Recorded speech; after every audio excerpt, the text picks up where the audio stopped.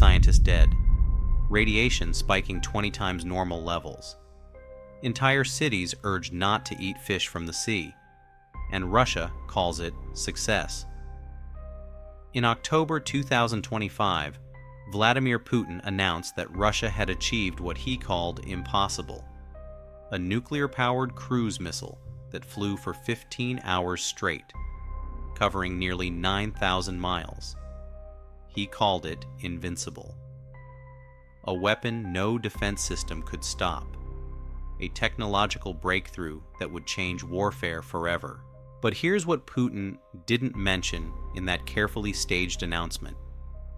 America built this exact same weapon 60 years ago, tested it successfully, proved the concept worked, and then abandoned it as too dangerous to ever use. The project was called Pluto. The engineers who created it nicknamed it the weapon from hell. And when you understand why the United States walked away from something that actually functioned, you'll realize that Russia's so-called triumph might be the most reckless gamble in modern military history.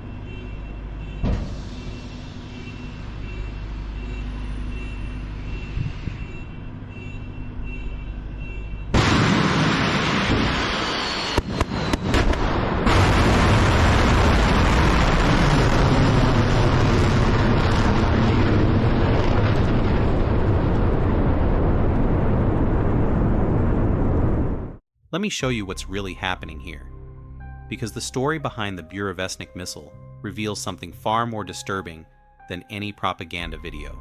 The concept sounds almost elegant on paper.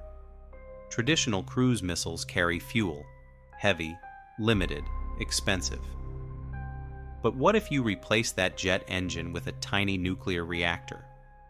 Air rushes in through the front, passes directly through a fission reactor where it's superheated to thousands of degrees, then explodes out the back as thrust. No fuel tanks, no refueling, theoretically unlimited range. A missile that could stay airborne for days, weeks even, circling the planet before striking from an unexpected direction. Russia claims the Burevestnik flew 14,000 kilometers in 15 hours on October 21st, 2025. That's 8,700 miles. General Valery Gerasimov, standing beside Putin in military fatigues, said it demonstrated high capabilities to bypass missile and air defense systems. The flight duration wasn't even the limit, he added. The missile could fly indefinitely. If true, this would represent a genuine paradigm shift in nuclear deterrence. A weapon that could loiter over international waters, ready to strike at a moment's notice. Something that could approach targets from any direction, at low altitude, making interception nearly impossible. Putin called it a unique weapon that no other country possesses. Except that's not accurate, not even close. In January 1957, the U.S. Air Force and Atomic Energy Commission launched Project Pluto, aiming to build the supersonic low-altitude missile, or SLAM. This ambitious project envisioned a nuclear-powered ramjet capable of flying at Mach 3 at treetop level for months. Engineers achieved significant success, test-firing the world's first nuclear ramjet engine in May 1961. By 1964, a full-power test ran for nearly 5 minutes, definitively proving the viability of the concept. The reactor utilized thousands of pencil-sized ceramic fuel elements, heating air to over 2,500 degrees Fahrenheit, creating a propulsion system that, while weighing like a locomotive, was theoretically unstoppable. Yet, despite its technical triumphs, America canceled Project Pluto in July 1964 after an investment of $260 million. The reasons were profound. The unshielded reactor emitted dangerous radiation, leaving a detectable trail. Mach 3 sonic booms would shatter windows over vast areas, and crashes risked scattering radioactive debris across hundreds of square miles. Even testing over the Pacific raised red flags, despite the era of atmospheric nuclear tests. Strategically, it was feared to escalate the arms race, pushing the Soviets to develop a similar weapon. The technology worked, but its implications were deemed too dangerous, illustrating that sometimes you shouldn't build what you can. Fast forward to August 2019, when an explosion at Russia's Nyonoksa facility caused radiation levels in Severodvinsk to spike to 16 times normal.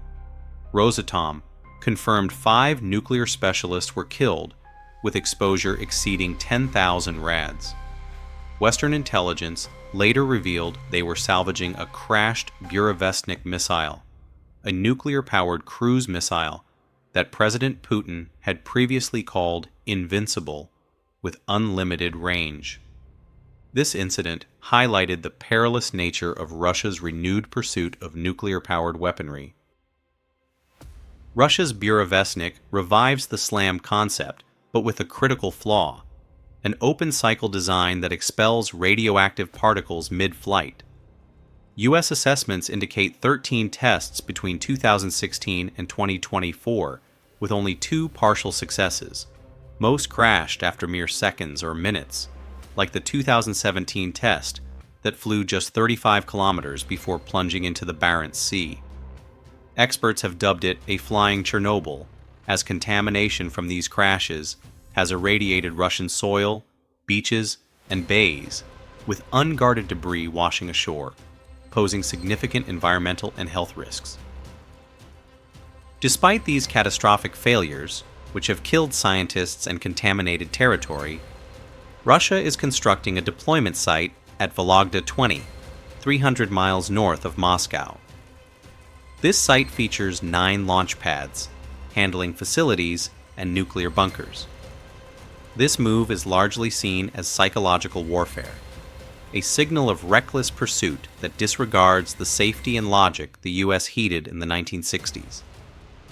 While Putin boasts of unlimited range and unpredictability, long flights mean easy detection via radiation and heat.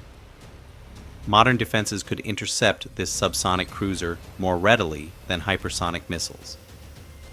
The true value of Burevestnik appears to be proving Russia's defiance of rational risk, completing what America abandoned as indefensible. Project Pluto's engineers understood that capability doesn't mandate deployment. Walking away was strategic wisdom. Russia's choice reveals deeper issues in Moscow's judgment, with wreckage in the Barents Sea as the ongoing price.